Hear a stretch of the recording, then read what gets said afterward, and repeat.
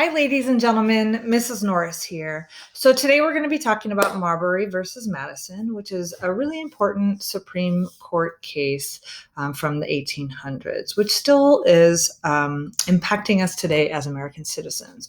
So before I get started, I want to direct your attention to my screen. You see on the right-hand side, I have the document that you should have already made a copy of. If you have not made a copy of that document, please pause this lecture now and make that copy from Canvas. All right, so you should have your copy at this point. Now, before we get started, I want to continue looking at that document, and I want you to make sure that before we do anything, in the top left-hand corner where it says your first and last name right up here, you actually delete that information and change it to your first and last name. Also do the same up at the top, or delete the words copy of. So either delete the words copy of altogether or add your name again. Okay, and then also let's look at the directions. Let's take a second to pause. Make sure you do your first and last name. And we're back. So your first and last name is there, and we're going to look at the directions. As you're watching this lecture, fill in the blanks on the handout. When you are done, download this as a PDF and submit through Canvas. So I'll show you how to do that just very briefly at the end of this lecture. So while I am speaking to you today, what you're going to be doing is you are going to be changing these red lines to the information from the lecture. Please make sure that you keep your answers red so that I can see your answer compared to the rest of the sentence. Let's get going.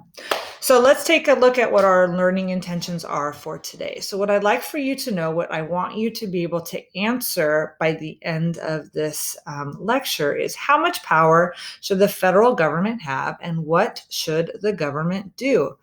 How did the government change during the early republic? And what we're going to be looking at is the elections of 1800 and the election of 1803.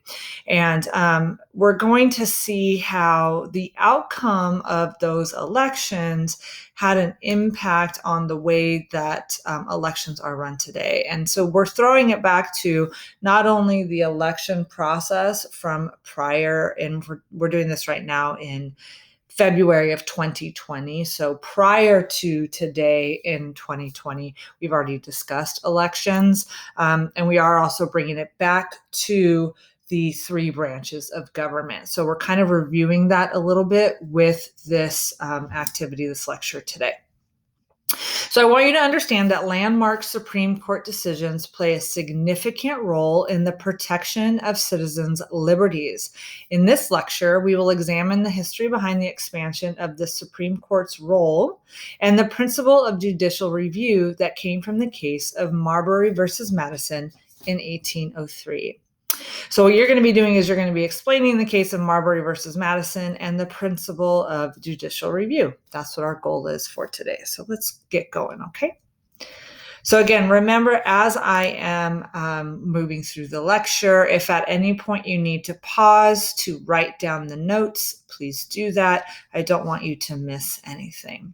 So let's take a look at the election of 1800, sorry. So on the left here, you have John Adams. John Adams was a Federalist, and he was the incumbent president, which means that he was the president that was going to try to become the president again. So he was the existing president at this time. And he was up against Thomas Jefferson, who was a Democratic Republican. So if you need to pause and write those two things down, do that for me now. All right, continuing on. So we have, let me move myself here out of our way. I'm going to put myself right there in the middle. So we have on the ballot of the 1800, we have Thomas Jefferson and Aaron Burr, who are running for president as Democratic Republicans. So we have the party there, which again, you should remember from previous activity, this is what Washington warned us against. He said, don't form a political party because it's going to create issues. And here is a case of creating issues. We have John Adams, Charles Pinckney. I can always have trouble with his name, and then John Jay, who were all running as Federalists. And John Jay, we remember, was in Washington's cabinet. He had a lot of prior experience in government. So each elector had 2 votes for president. At this time, the person who came in first was the president, and the person who came in second was the vice president, which we're going to see can cause some issues. So again, now here are our electoral election results down at the bottom. We have Jefferson and Burr, who are tied, and we have Adams. Let me kind of see if I can get that out of the way. Adams and Pinckney, who were Federalists, who were near a tie. So I'm going to go ahead and keep going here. So who's going to win from this? So there was this tie in the election between Thomas Jefferson and Aaron Burr. The Democratic Republicans intended to elect President Jefferson as the president and Burr as the vice president. So one elector was told to withhold his vote for Burr to ensure that he came in second place. So there was kind of this backwards situation that they were trying to do to sort of rig this election for Burr to be the vice president. So again, this is how they intended to break that tie. Let me move myself one more time. However, one elector mistakenly voted for both of them, and that is how we ended up with a tie. Someone couldn't follow directions. So because of this, because there was a tie in the Constitution, it says that the House of Representatives will now choose the president, and the House chose Thomas Jefferson. So if you need to pause and write this in your closed notes, please do so. Okay, let's move on. So here we have our electoral map. Okay, it's a very close 47 to 53 on our tie.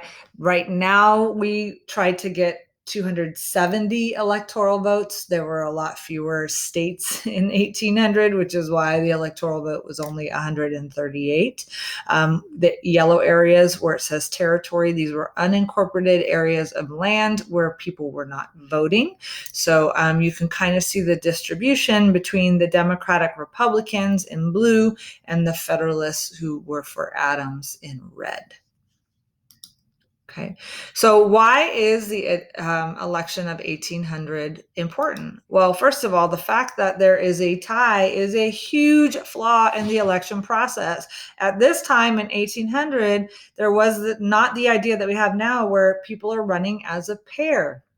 So the way it is currently, when you are running for president, you're chosen by your party. So the party chooses you. For example, in our just occurred election, the Democratic Party chose Biden, and then Biden, once he's chosen by the Democratic Party to be their candidate, he then chooses the vice president. Okay, same for the Republicans and Trump, because Trump was the incumbent. Pence automatically was the incumbent vice president who ran with him. Okay, so, but in 2016, the Republican Party chose Trump and then made the decision to choose Pence as the vice president. So there was not this idea of whoever comes in first and whoever comes in second. That didn't happen, obviously, because of issues like this. Okay. So we have the 12th Amendment, which was ratified or put into place in 1804, that allowed for the election of the president and the vice president to be on separate ballots. But that wasn't happening in 1800, so it creates an issue, right? So we have this situation for at least the next 4 years where we have that possibility of there being a tie again in the future. Okay. And often there needs to be a really peaceful transition between one party to the next with this election that we just had. And for those of you who are watching this, in later years, just a reminder, there was not that peaceful transfer of power from Republican to Democrat. meaning, was it bloody and violent as it says here on our notes? No, it wasn't bloody and violent, but rather than do the things that traditionally the current president will pass down to the incoming president, like showing them around the White House or allowing them to join in meetings, things like that, that wasn't happening in this election we just had. Okay, so they were really hoping for a peaceful transfer of power from the Federalists to the Democratic Republican Party.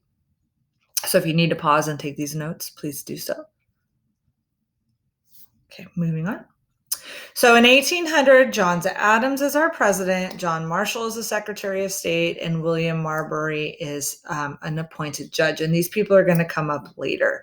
And then now we have a new election, 1803, where Jefferson is chosen as the president, Madison is the Secretary of State, and John Marshall is the Chief Justice, so the head of the Supreme Court. And all of these people are going to come into play. This whole thing is about Marbury, who is an appointed judge, versus Madison, who is the Secretary of State. So we're kind of honing in on them. Okay, so if you need to pause and write that down, please do so. And I'm going to scroll up on my document here to show that we're moving on to the next page. Okay, so let's continue on. So Marbury versus Madison, which is in 1803. In the election of 1800, what just happened, Thomas Jefferson defeated John Adams. Okay. Now Jefferson wins the election in November 1800, so just like Biden won in November 2020, but the inauguration day isn't until March 4th. So again, at this time, the inauguration was still held on March 4th. Now it's held on January 20th. Okay. So Adams is still going to be in office for 4 more months before Jefferson takes over. And this 4-month period is called the lame duck period. This is the period of time before the new president takes over. And it's called lame duck because probably they're not going to get much done. The old president is not going to do a whole lot in his 4 months. Now, that's what the idea was when this term was created. But that isn't always the case anymore. Sometimes what happens, which is what's going to play out in this situation, instead of doing nothing, like just golfing for 4 months, the outgoing president, the president who's about to leave office, will try to get as much done in those 4 months to try to get their party as happy as possible. If there are open spaces like on the Supreme Court, they're going to try to get that filled with judges that are going to support their ideas. So when lame duck first came about, it was, well, this is just a period of time where they're not going to do a whole lot. But today, it's less a period of time where they don't do a whole lot and can turn into a situation where they do a whole lot, and it creates a bunch of issues for the incoming president. So if you need to pause and take your notes, please do so. And let's move on. So what I would like for you to do is pause this lecture, and then if you return back to Canvas, let me get that assignment open really quickly. If you return back to Canvas, underneath this lecture video, so down below this lecture video are the video resources. So if you could pause this lecture right now and watch the first video here, Lame Ducks, A History of Presidential Transitions. It's going to explain a little bit more about lame ducks for you. So again, pause this lecture using the Canvas list down below. Watch the first video, Lame Ducks, A History of Presidential Transitions. All right, so hopefully the idea of a lame duck president has kind of become a little bit more clear for you. Let's look at the ones also throughout history. Nope, you don't need to watch. President. I'm just going to move on to our next.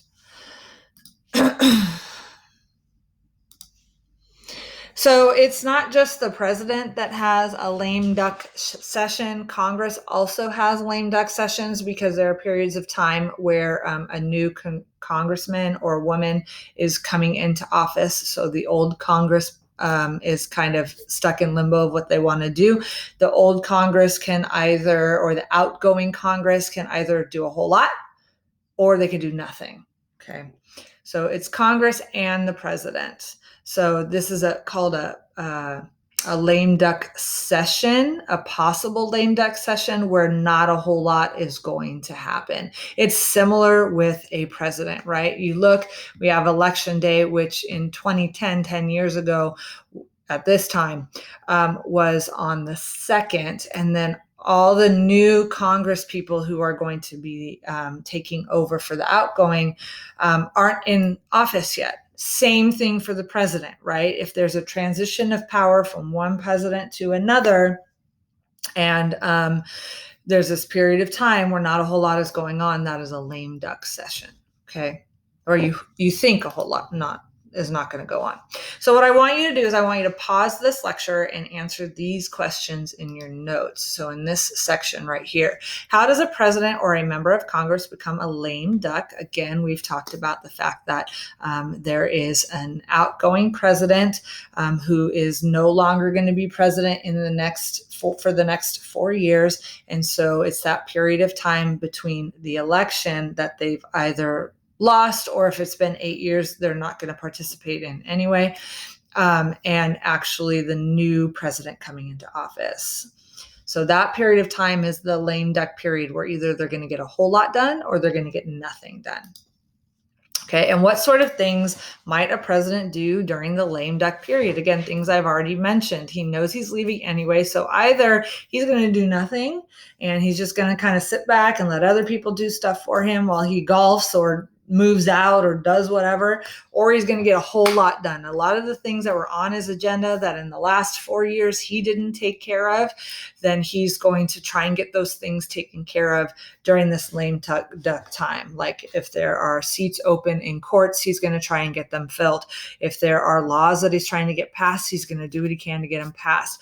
We saw President Trump in his last days, like the last day of his office, he issued a bunch of pardons, which is when someone who has been convicted of a crime, a pardon says that crime basically never existed and basically lets their time go free. And it's like they never did anything wrong. So what I want you to do right now is pause the lecture. And in this section here, write your answers to these 2 questions in the boxes. All right, so let's move on. So Marbury versus Madison continuing in 1803 during Adams' lame duck period. So he's now our outgoing president. Remember, he was a Federalist, so he's leaving. And so he's going to appoint a whole bunch of Federalist judges to the court system. Not just the Supreme Court, though. The president also picks other federal judges throughout the country. So during his lame duck period, where you think he's not going to do anything, instead what he does is he appoints a bunch of judges, okay? Now, it was the duty of his Secretary of State, who was John Marshall at the time, to deliver a commission. And a commission is a document that says, you are the person who's going to be in this position next, so you are going to be allowed to do your job. Okay, so again, it's a document that tells the next person, we know you're going to be in charge in about 4 months. Go ahead and take your job now. Okay, so a document granting the authority to do a job to each new appointee. So each new judge that Adams appoints to the court system, this commission, this document tells them that they are allowed to begin their job.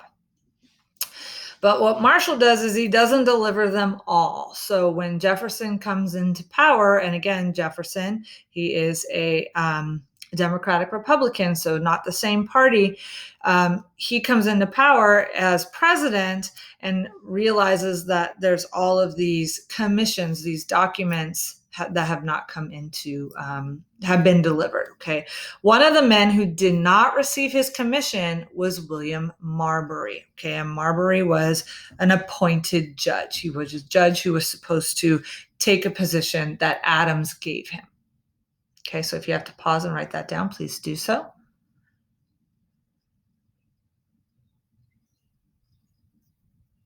Okay. Continuing. So now Jefferson takes over as the new president, and he refuses to finish appointing these judges. They're not in his party. They're not judges that are going to support his vision. So he doesn't want to allow them into power. Okay. And a judge has a lot of power. All right. And these judges who are appointed at the last minute are called midnight judges. So Adams, a Federalist, appointed all of these judges at the last minute of his presidency. That's called a midnight federal judge. It's a decision that's made at the last minute. And he wants to appoint the people that he wants. Jefferson. Okay. He doesn't want Adams and his Federalist judges. He wants his own judges who are Democratic Republicans who are going to support his ideas. Okay. So Madison, who is Jefferson's Secretary of State, walks into his own office on his first day and sees several of these undelivered commissions on his desk. Again, these were commissions, documents that Marshall was supposed to deliver for Adams, and he didn't. Okay, so Madison, the new Secretary of State, walks in and sees all of these on his desk. What do you think Jefferson tells Madison to do with them? Make a guess based on what you see here. He doesn't, he has these Federalist judges. They are supposed to take power, but they didn't receive their document. He would like to have Democratic, Republican judges. So what do you think he does? He says to Madison when Madison comes to him with these undelivered commissions. Go ahead and pause the lecture and answer this on your document. It's right here.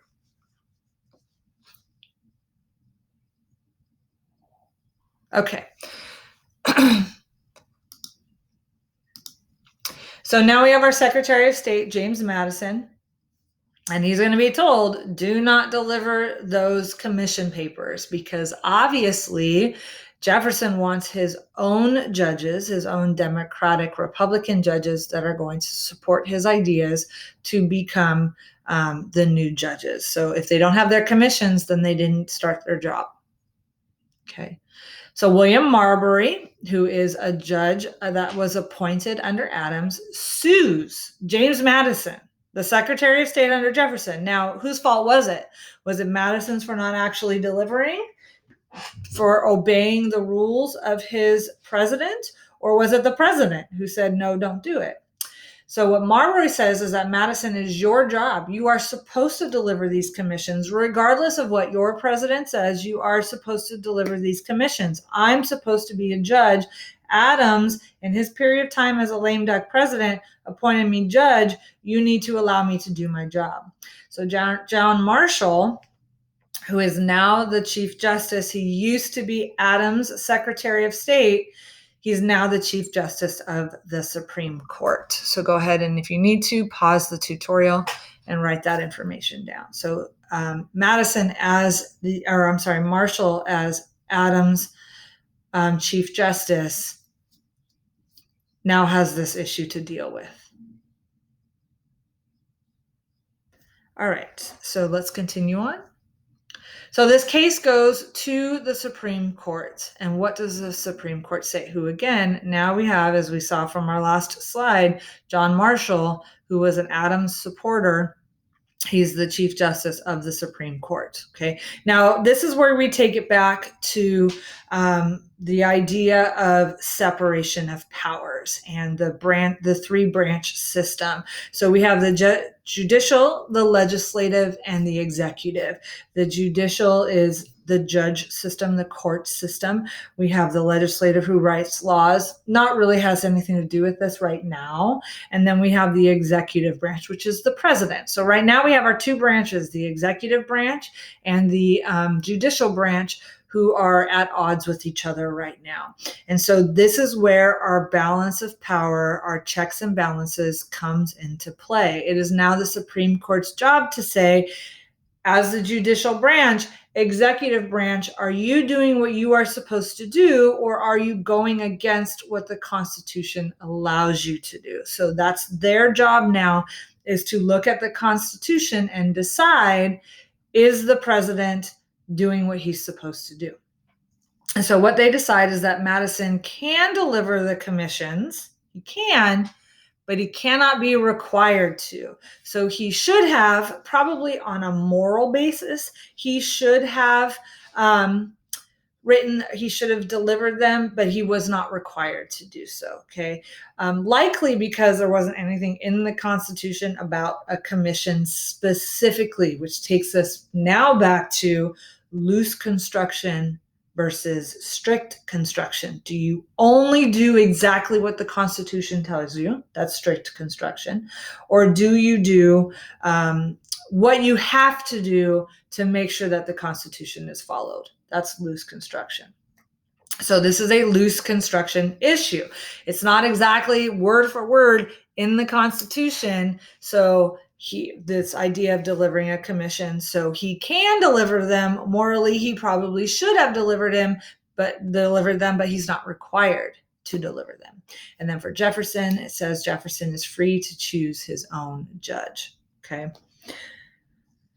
So now this is where judicial review comes from. The idea that a judge system, a court system, can review, the power for the court to review acts of the other branches to determine whether or not they are constitutional. So this is the power given to the judicial branch, the court system, to decide whether or not the other branches are following the Constitution. This is where that comes from, this Supreme Court case of Marbury versus Madison. And this, again, impacts us on a daily basis, not strictly about what president gets to choose what judge, but also any other issue where there's a case of possibly one of the branches, the judicial, the legislative, or the executive, stepping out of bounds of the Constitution and doing something that they're not supposed to do.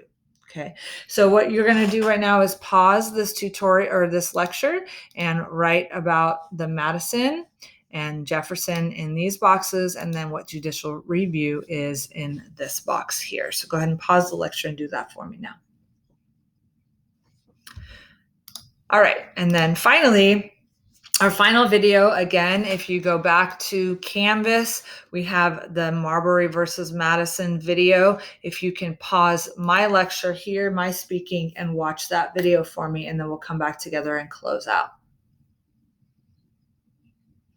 All right, so hopefully that video gave you a little bit of a better understanding of what Marbury versus Madison was about, okay? Move on to our final slide here. So now let's look at this political cartoon, and it's at the bottom of your document here, and you're going to be responding in the box below. It says, using what you learned, I'm looking at our document, using what you learned about Marbury versus Madison, what is happening in the cartoon above? So let's look at the cartoon. On the left-hand side, we have an image of Barack Obama. So this is kind of an older political cartoon. It is from 2018. No, it's from 2016. Sorry, my math is off. 2016, one of the things that he was trying to do as president was pass healthcare laws. And he was being held up by by Congress. And so now he brought this to the Supreme Court, okay? Unelected judges. So he's saying unelected judges shouldn't overturn my healthcare law. So in this case, if we were to apply what Obama is saying here to what we just learned, he's saying one of those judges who didn't get a commission, so one of those judges who didn't get permission to become a judge before he became president, those judges should not overturn his laws. Okay. It's a matter of right versus wrong. Unelected judges shouldn't overturn my healthcare law. It's a matter of right versus wrong. And on the other side here, we have a Supreme Court judge who says, actually, it's a matter of Marbury versus Madison. So this idea, and I'm not going to give you the answer here, I just want you to think about the fact that we have a president who's trying to pass a law, and he's trying to say, he is saying in this cartoon that any judge who's not been elected, they should not be able to overturn his law, okay, because they haven't been elected into their position, okay. And what the Supreme Court is saying, the Supreme Court judge is saying, well, it's not just right versus wrong, it's Marbury versus Madison. Okay, so apply what you learned and answer that final question. It's going to let me know what you took away from this lecture. Now, once you are done with that answer, and it should be 3 to 5 sentences that show me that you kind of understand what Marbury versus Madison is. When you are done, actually, what I'm going to do right now is I want you to pause the lecture and I want you to answer that question. So answering that question here, using what you learned about Marbury versus Madison, what is happening in the cartoon above? Okay. All right, so you should have the answer to that written here, 3 to 5 sentences, something that lets me know that you understand what Marbury versus Madison is. And now, once you are done with all of this document, double check and make sure that your answers are still read, that you've written, you haven't missed anything. If you did miss something, you can rewind this lecture and go back. Once it's completely filled out, again, make sure your first and last name is here, that you've taken off copy of. Go to File, Download, PDF. Once that PDF is downloaded, you can find it in your files and upload it to Canvas, submitting your work to get credit for what you have done.